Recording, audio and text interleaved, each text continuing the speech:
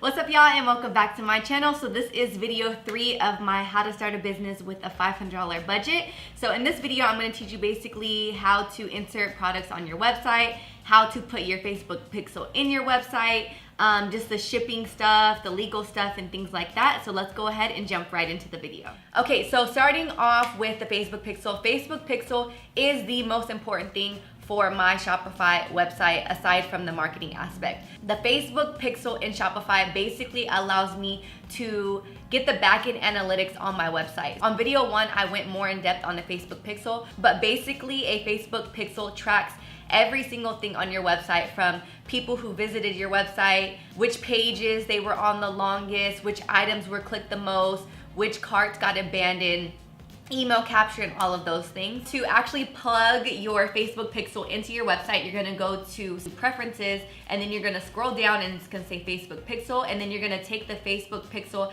ID that you got directly from Facebook and put it right into your website.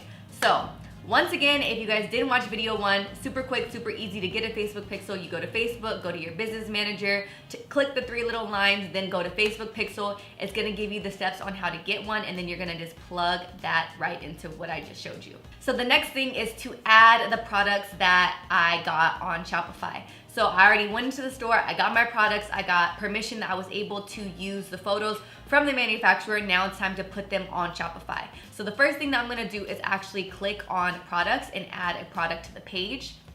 The first item that I'm gonna put on my website is this purple set, and I'm gonna just call it, let's say we call it the lady set.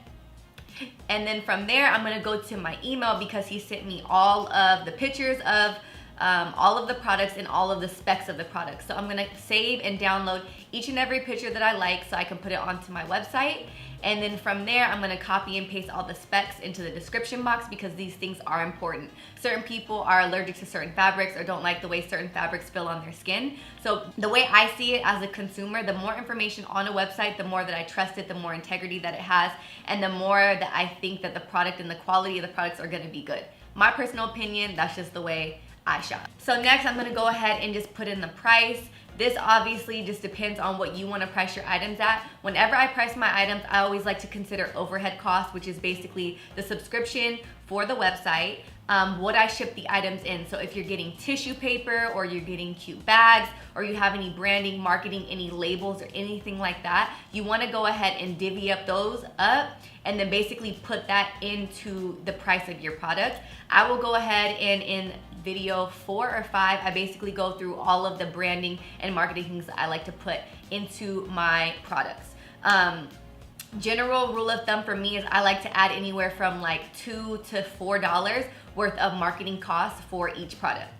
So one thing that is important to me, even when you're starting up a small business, is always adding a unique SKU. A SKU is a stock keeping unit, which is basically the way a lot of big brands or employees like to communicate. I always make it super, super, super easy to follow. So PP, Poussey Power, and then I actually just put the name of the actual product. So I'm gonna put Lady Set, and then I put an initial for the color. So P is purple. A stock keeping unit may seem super small to you guys, but stay in the mindset that one day you're gonna be a bigger business and you need to be organized. The better you're organized, the better it's gonna be in the future, so just start now. That's a little motivation for y'all, and I'm just manifesting bigger business for all of y'all watching. The next thing, obviously, you're gonna wanna put in the quantities. I bought minimal quantities on each item, so I only bought 6, so I'm gonna put the quantity at 6. And then you also wanna put in the weight. When I started my business, I actually got a scale for free from USPS because they know I'm gonna be shipping products. It makes their job easier if I pre-weigh the objects, or you can also get a scale on Amazon for super cheap. Then you have the important part, which is basically the variants. So variants are small, medium, large, purple, pink, blue, orange, black, white. So after I select that there are multiple variants in this item, I'm gonna have to fix the quantities and put 2, 2, 2, because when I bought this wholesale, the pack came in too small, too medium, too large. If you guys want more information on the sizing, I did not pick the sizing. You guys can reference to video 2. Most wholesalers have a certain way that they sell things. Oh yeah. Now your items, do they come in 2, 2, 2 or 3, 2, 1? 3, 2, 1. 3, 2, 1. Yeah, 3 small, 2 medium, 1. Okay. That's cool.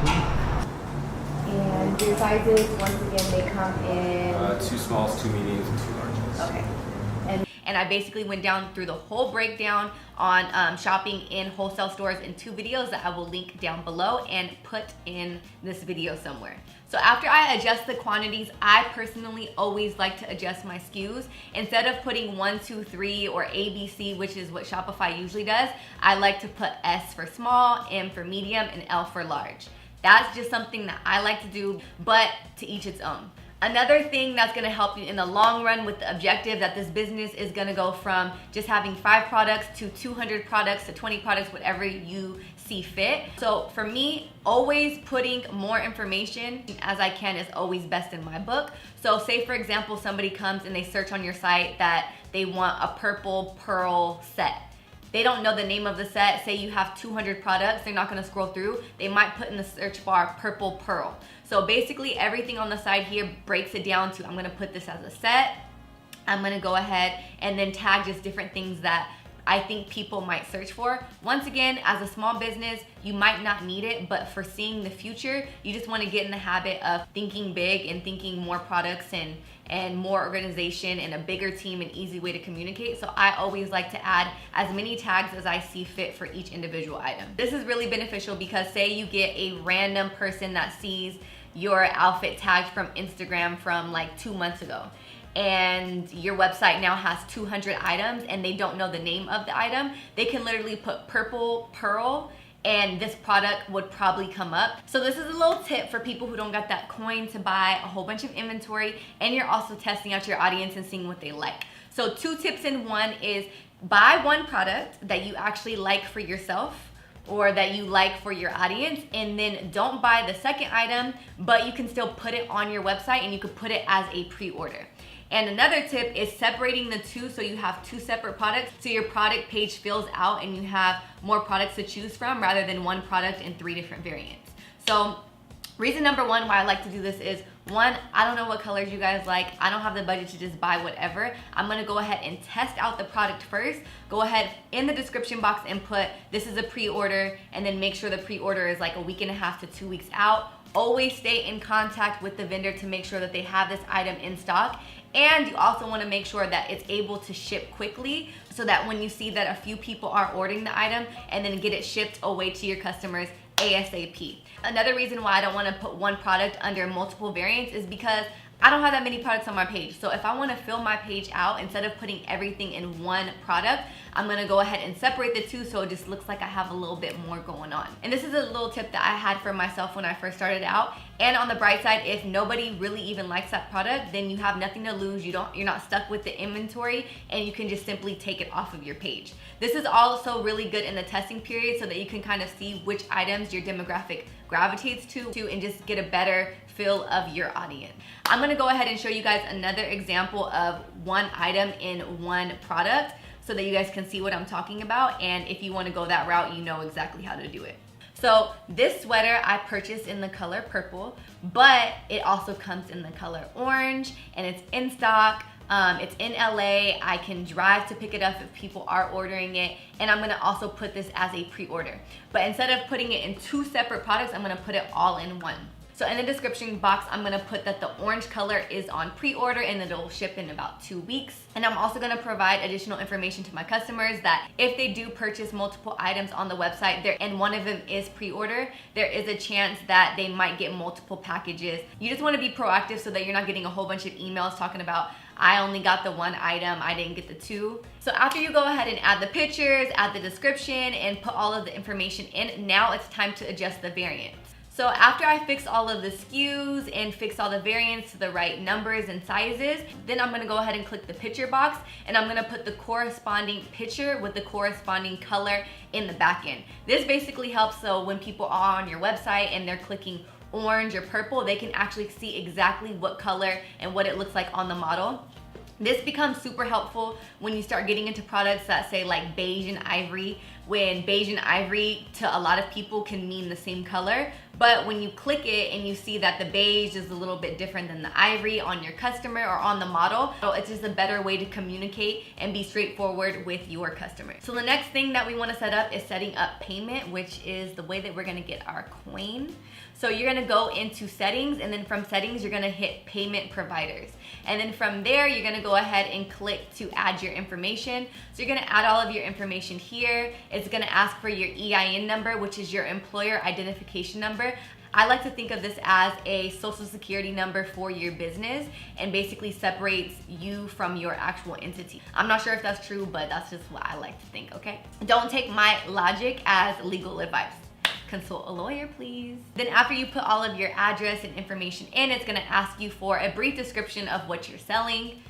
And then from there, it's gonna provide a bank statement descriptor for you, which you can also change. This is basically what pops up of, say your customer buys something and they're like, what is this $70 cost from? And then they can just look at the description and it's gonna say Poussey Power, which is like, oh yeah, I remember I bought from da-da-da-da-da and whoop-de-whoop. And then after that, everything is set up. You can also set up your PayPal, but you're not gonna get a notification to set up the whole entire process of PayPal until you get your first order. So following up with payment, I am then going to go into shipping. Shipping is probably my personal biggest headache of e-com just because it's a lot. But to set up the shipping, you're gonna go to settings, and then from there you're gonna click shipping. And then under there, they already have presets under domestic as far as free, and they do it based off of weight. Unfortunately for me, I haven't found the sweet spot with shipping. If y'all know anything about shipping for a cheaper price or shipping tips, please let your girl know, because I feel like that area is very gray for me. I personally am gonna just set my shipping at $7 because the smallest priority package to ship is a $7 envelope. And if your customers get more than just one item and they get like a jacket or something, you're gonna have to spend like $20 on shipping. That's not fair to charge everybody else $20 for shipping, so I just do the minimum, the sweet spot of $7.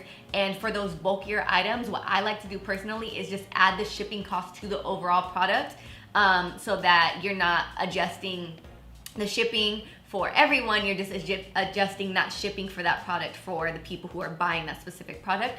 That was a lot of words. I hope it made sense, and I hope y'all understood me. And then if you are wanting to open up your site to international shipping, you're gonna wanna choose the countries. I only choose specific countries because in my experience, unfortunately, I've had to ship to random countries that I don't really get that much traffic from. And then I realized that there's a certain law and certain way to ship to certain countries. And then that person ends up getting their item like 40 days later, which is never a good thing to communicate via email. It's just a hot mess. So you wanna make sure that you're doing your research on countries to ship from for yourself, and depending on where you are in the world. The smallest trackable package for international shipping is $26.50. So I'm gonna go ahead and set my price at $26.50. The next thing is the legal page and the shipping and the private policy and things like that. So in order to set all of these pages up, you're gonna go to settings, and then you're gonna go to legal. Shopify provides templates for all of these different legal things that you need on your website. I like to use the template, but I like to customize it to my own because they basically make a general template so that pretty much anybody can fall under that category. But for example, I'm not selling any gas or liquids, so I can go ahead and just delete that. I'm not selling any gift cards or any software, so I can go ahead and delete that. And I can also adjust the policy to be what I want it to be. For me, I just like to use it for the verbiage and just like the basic language. Something I don't really adjust is the private policy, and I also don't really adjust the terms of service. But one thing you do need to adjust is the shipping. One of the biggest annoyances for me when it comes to shipping is when people try to do returns, or when people try to say that they returned something and then the package is lost. Unfortunately, when a customer sends something back, it is not the company's responsibility, and that's why there's something called tracking, and that's why there's something called insurance, because it basically proves that somebody's actually sending something back and that the product is insured just in case it gets lost. I think the insurance is anywhere from like $100 to $200 depending on which insurance that you get. The insurance is already included in the $7 for the priority or the $20 in priority that you choose from.